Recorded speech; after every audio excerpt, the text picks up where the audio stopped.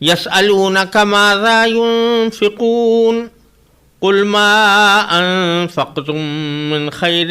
فللوالدین والاقربین والیتامی والمساکین وابن السبیل وما تفعلوا من خیر فإن اللہ بہ علیم۔ لوگ آپ سے پوچھتے ہیں کہ وہ کیا خرچ کریں۔ آپ کہہ دیجئے کہ جو مال بھی تم خرچ کرو وہ والدین، قریبی رشتہ داروں، یتیموں، مسکینوں اور مسافروں کے لیے ہونا چاہیے، اور تم بھلائی کا جو کام بھی کرو اللہ اس سے پوری طرح باخبر ہے۔ پیچھے یہ بات گزری تھی کہ اللہ تبارک و تعالی نے تقوی کا حکم عطا فرمایا تھا،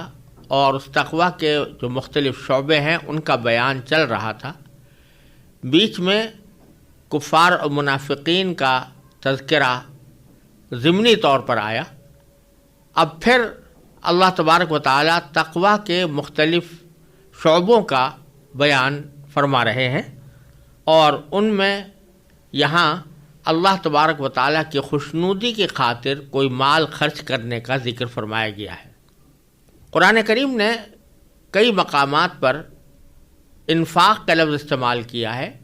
جس کے لفظی معنی تو مال کو خرچ کرنے کے ہیں، اور لفظی اعتبار سے مال کو کسی بھی کام میں خرچ کیا جائے اس کو انفاق ہی کہیں گے۔ جیسے اگر کوئی چیز خریدی گئی ہے روپے کے ذریعے تو اس کو بھی انفاق کہا جائے گا۔ لیکن عام طور سے قرآن کریم میں جہاں انفاق کا لفظ آیا ہے تو اس سے مراد وہ خرچ ہے جو اللہ تعالیٰ کی خوشنودی کی خاطر کیا جائے۔ سورہ بقرہ کی بالکل ابتدا میں وَمِمَّا رَزَقْنَاهُمْ يُنْفِقُونَ فرمایا گیا تھا کہ یہ وہ لوگ ہیں، نیک لوگ وہ ہیں جو ہمارے دیے ہوئے رزق میں سے خرچ کرتے ہیں۔ تو وہاں پر بھی خرچ سے مراد یہ تھی کہ وہ اپنی ضروریات کے علاوہ دوسرے نیک کاموں کے اندر اپنے مال کو خرچ کرتے ہیں۔ تو یہاں پر بھی انفاق سے مراد وہی ہے۔ اور یہ ایک سوال کا ذکر فرمایا گیا ہے کہ یسألونک ماذا ينفقون، کہ لوگ آپ سے پوچھتے ہیں کہ وہ کیا خرچ کریں، یعنی اللہ کی خوشنودی کے لیے کیا خرچ کریں۔ تو اس کے جواب میں اللہ تبارک و تعالی نے فرمایا کہ جواب میں یہ کہہ دیجئے، قل کہہ دو کہ ما انفقتم من خیر، کہ جو مال بھی تم خرچ کرو وہ فللوالدین والاقربین والیتامی والمساکین وابن السبیل، ان مصارف پر خرچ ہونا چاہیے کہ والدین کی خدمت میں خرچ کیا جائے، قریب رشتہ داروں کی خدمت میں، یتیموں کی خدمت میں، اور مسکین لوگ جو نادار ہیں ان کی مدد کے لیے، اور مسافروں کی مدد کے لیے خرچ کرنا چاہیے۔ اور ساتھ ہی پر یہ بھی فرمایا کہ وما تفعلوا من خیر فإن اللہ بہ علیم، کہ تم بھلائی کا جو کام بھی کرو اللہ اس سے پوری طرح باخبر ہے۔ یہاں پہلی بات تو سوچنے کی یہ ہے کہ سوال تو بظاہر اس بات کا تھا کہ ماذا ينفقون، یعنی وہ کیا خرچ کریں، کتنی مقدار میں خرچ کریں، لیکن جواب میں مال کی مقدار کا ذکر براہ راست کرنے کے بجائے مال کو خرچ کرنے کے مصارف کا ذکر فرمایا گیا ہے کہ کہاں خرچ کرنا چاہیے۔ اور جہاں تک تعلق ہے کہ کتنا خرچ کرنا چاہیے، اس کے لیے 3 آیتوں کے بعد پھر دوبارہ اسی مضمون کو اللہ تبارک و تعالی نے ظاہر فرمایا ہے۔ اور اس کی وضاحت اس بات سے ہوتی ہے کہ یہ جو آیت کریمہ ہے یسألونک ماذا ينفقون، جو اس وقت ہم نے تلاوت کی ہے، اس کے پس منظر کے طور پر مفسرین نے یہ ذکر کیا ہے کہ حضرت عمرو بن جموح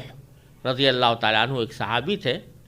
انہوں نے نبی کریم سرور دو عالم صلی اللہ علیہ وسلم سے یہ سوال کیا تھا کہ اللہ تعالیٰ نے قرآن کریم میں انفاق کا بہت زیادہ ذکر فرمایا ہے اور اس کی بڑی فضیلت بیان فرمائی ہے، تو اب ان کا سوال یہ تھا کہ ما ننفق من اموالنا و این نضعها، ہم کیا مال خرچ کریں، یعنی کتنا خرچ کریں اور کہاں اس کو خرچ کریں۔ تو ان کے سوال میں دونوں باتیں شامل تھیں، یہ بھی کہ کتنا خرچ کریں اور یہ بھی کہ کہاں خرچ کریں۔ تو اللہ تبارک و تعالیٰ نے اس جگہ ان کے سوال کے دوسرے جز کو زیادہ وضاحت کے ساتھ بیان فرمایا، اور جہاں تک یہ کہ کتنا خرچ کریں اس کے بارے میں صرف اتنا اشارہ کر دیا کہ وما تفعلوا من خیر فإن اللہ بہ علیم، کہ تم بھلائی کا جو کام بھی کرو گے، کسی بھی بھلائی کے کام میں خرچ کرو گے تو اللہ تعالیٰ اس کو خوب جانتا ہے اور اس کی بہترین جزا تمہیں انشاءاللہ عطا فرمائے گا۔ اور یہاں مصرف کے ذکر کو خصوصی طور پر اس لیے ذکر فرمایا کہ جب آدمی کوئی مال خرچ کرنا چاہتا ہو اللہ تعالیٰ کے راستے میں، تو بعض لوگ بس یہ سمجھتے ہیں کہ ہمارے سر سے یہ بلا ٹل جائے، یعنی ہم نکال دیں پیسے۔ اس بات کا ان کو دھیان نہیں ہوتا کہ کسی صحیح مصرف پر خرچ کریں، ایسی جگہ خرچ کریں جہاں واقعتاً ضرورت بھی ہو اور جہاں اللہ تبارک و تعالیٰ کو خرچ کرنا پسند بھی ہو اور اس پر اجر و ثواب بھی ملے۔ لہذا خرچ کتنا کریں اس سے پہلے اللہ تبارک و تعالیٰ نے اس بات کو واضح کرنا زیادہ اہم قرار دیا کہ کہاں خرچ کرنا چاہیے۔ تو اللہ تبارک و تعالیٰ فرماتے ہیں کہ ان مصارف کو پہلے اچھی طرح سمجھ لو جہاں خرچ کرنے سے اللہ تبارک و تعالیٰ کی خوشنودی حاصل ہوتی ہے۔ اس کے بعد جہاں تک یہ بات ہے کہ کتنا خرچ کرو تو یہ تمہاری اپنی ہمت پر ہے،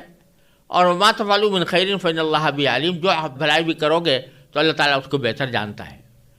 پھر آگے 3 آیتوں کے بعد دوبارہ یہ سوال دہرایا، وَيَسْأَلُونَكَ مَاذَا يُنْفِقُونَ، اس وقت میں کتنا خرچ کرنے کا براہ راست ذکر بھی فرما دیا ہے، جس کی تفصیل انشاءاللہ 3 آیتوں کے بعد آئے گی۔ لیکن یہاں اللہ تبارک و تعالیٰ کا ماذا ينفقون، یعنی کیا خرچ کریں کے جواب میں مصارف کا بیان فرمانا کہ کہاں کہاں خرچ کرو، یہ در حقیقت اشارہ اس طرف ہے کہ مصرف کی بڑی اہمیت ہے۔ تم نے اپنی طرف سے پیسے خرچ تو کر دیے، لیکن یہ نہ دیکھا کہ وہ صحیح جگہ پر پہنچے اور صحیح ضرورت کو پوری کرے، اور وہ واقعتاً وہ کام جس کے لیے پیسے دے رہا ہے وہ اللہ تعالیٰ کو راضی کرنے والا ہو۔ اس واسطے اس کو پہلے سمجھ لو۔ چنانچہ یہاں اللہ تبارک و تعالیٰ نے 5 مصارف کا ذکر فرمایا ہے کہ ایک تو والدین کو دو۔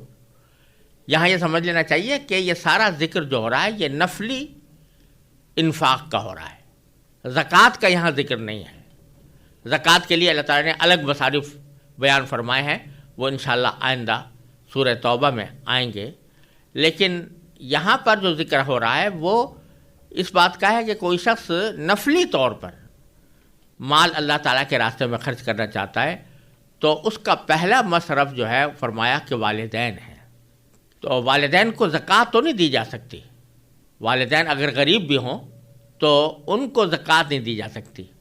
اسی طرح والدین اگر اپنی اولاد کو زکوٰۃ دینا چاہیں تو زکوٰۃ نہیں دی جا سکتی، اس لیے کہ والدین اور اولاد میں ایسا رشتہ ہوتا ہے کہ اگر وہ ایک دوسرے کو کچھ دیں تو یہ ایسا ہے جیسے کسی شخص نے ایک جیب سے پیسے نکال کر دوسری جیب پہ ڈال دیے، اس لیے زکوٰۃ تو اسے ادا نہیں ہوتی۔ لیکن زکوٰۃ کے علاوہ والدین کی جو خدمت بھی کی جائے،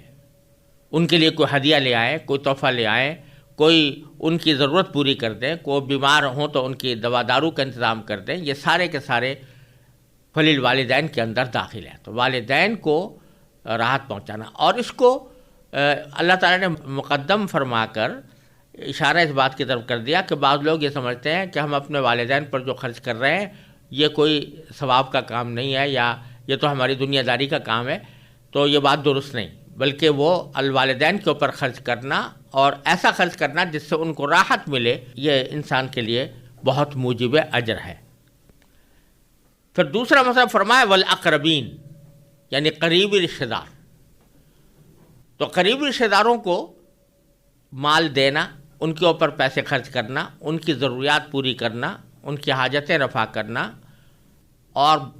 مشکل مواقع پر ان کے کام آنا، یہ ساری باتیں رشتہ داروں کے ساتھ حسن سلوک سے تعلق رکھتی ہیں اور اس کا بڑا اجر و ثواب ہے۔ صدقہ صرف یہی نہیں ہے کہ آپ کسی اجنبی کو پیسے دے دیں، بلکہ اپنے قریب رشتہ دار ہیں، وہ سارے کے سارے حقدار ہیں، اور ان کو دینے کے اندر بھی وہی ثواب ملتا ہے جو کسی اجنبی کو صدقہ دینے سے ملتا ہے، بلکہ اس سے زیادہ، کیونکہ صدقے کا اس میں ثواب ہوتا ہے اور ساتھ ساتھ صلہ رحمی کا بھی اس میں ثواب ملتا ہے۔ اور یہ جو دوسرے رشتہ دار ہیں ان کو زکوٰۃ بھی دی جا سکتی ہے۔ صرف 2 رشتے ایسے ہیں جن پر زکوٰۃ نہیں دی جا سکتی، ایک باپ بیٹے کو یا ماں بیٹے کو نہیں دے سکتے، ان کے درمیان آپس میں ایک دوسرے کو زکوٰۃ نہیں دی جا سکتی، اور دوسرے شوہر بیوی اور بیوی شوہر کا جو رشتہ ہے اس میں زکوٰۃ ادا نہیں ہوتی، شوہر بیوی کو زکوٰۃ نہیں دے سکتا، بیوی شوہر کو زکوٰۃ نہیں دے سکتی۔ باقی جتنے بھی رشتے ہیں، وہ چاہے بھائی ہو، بہن ہو، چچا ہو، پھوپھی ہو، جتنے بھی رشتے دار ہیں، ان سب کو اگر وہ صاحب نصاب نہیں ہیں اور مستحق زکوٰۃ ہیں تو ان کو زکوٰۃ بھی دی جا سکتی ہے، اور زکوٰۃ کے علاوہ دوسرے صدقات بھی ان کو دیے جا سکتے ہیں۔ پھر فرمایا والیتامى، یعنی یتیم، جو بچے یتیم رہ گئے ہوں تو ان کی کفالت کرنے والا کوئی نہ ہو، یا یہ کہ وہ حاجت مند ہوں تو ان کے اوپر خرچ کرنا یہ بھی بہت بڑی عظیم فضیلت کی چیز ہے۔ والمساکین، مساکین مسکین کی جمع ہے، اور مسکین کا ترجمہ اردو میں نادار سے کرنا مناسب ہے، یعنی ایسے لوگ جن کے پاس کچھ ہے نہیں، جو اپنی ان کی ضروریات کے لیے کافی ہو، تو ان کے اوپر خرچ کرنا بڑی فضیلت کی چیز ہے۔ اور یہ بھی ایسی چیز ہے کہ اس میں زکوٰۃ بھی ادا کی جا سکتی ہے اور نفلی صدقات بھی دیے جا سکتے ہیں۔ وابن السبیل، مسافر، یہ صورت پچھلے زمانے میں زیادہ پیش آیا کرتی تھی کہ کوئی شخص سفر پر نکلا، اور سفر عام طور سے پیدل یا گھوڑوں اونٹوں پر ہوتے تھے، تو لمبے سفر کے دوران بعض اوقات انسان کے پاس پیسے ختم ہو جاتے تھے، زیادہ راہ ختم ہو جاتا تھا، تو اگرچہ اس کے وطن میں اس کے پاس مال موجود ہو، لیکن سفر کے دوران وہ بیچارہ محتاج ہو جاتا تھا، تو اس کو بھی زکوٰۃ سے بھی اس کو دیا جا سکتا ہے اور صدقات میں سے بھی دیا جا سکتا ہے۔ تو کہ مسافر ہے بیچارہ جو اپنی منزل تک پہنچنا چاہتا ہے لیکن اس کے پاس اسباب اور وسائل نہیں ہیں، تو اس کے اوپر بھی خرچ کرنا یہ اللہ تبارک و تعالیٰ کو بڑا پسند ہے، اور انفاق فی سبیل اللہ کا ایک اہم حصہ ہے۔ پھر یہ فرما دیا کہ جتنا بھی تم خرچ کرو گے، جو بھی بھلائی کرو گے، تو اللہ تعالیٰ اس کو جانتا ہے، لہٰذا کتنا خرچ کرو یہ اپنی ہمت کے مطابق دیکھو، اور جتنا خرچ کر سکتے ہو اس کو ان مصارف کے اوپر خرچ کرنے کی کوشش کرو۔ اور یہ جو مصارف یہاں بیان فرمائے ہیں اللہ تعالیٰ کے راستے میں خرچ کرنے کے، یہ صرف یہ سارے کے سارے ایسے نہیں ہے کہ سارے مصارف کو اکٹھا جمع کر دیا گیا ہو، بلکہ ان میں سے اہم چیزوں کو یہاں پر ذکر فرمایا گیا ہے، ورنہ کوئی بھی ایسا کام کہ جس سے دوسروں کو فائدہ پہنچے وہ انفاق فی سبیل اللہ کے اندر داخل ہے۔ اگر کوئی فرض کرو کہ کوئی شفا خانہ تعمیر کرتا ہے، کوئی کنواں کھودتا ہے، کوئی مسجد بناتا ہے، کوئی مدرسہ بناتا ہے جس سے دوسرے لوگوں کو فائدہ پہنچے، تو یہ سب انفاق فی سبیل اللہ کے اندر داخل ہے۔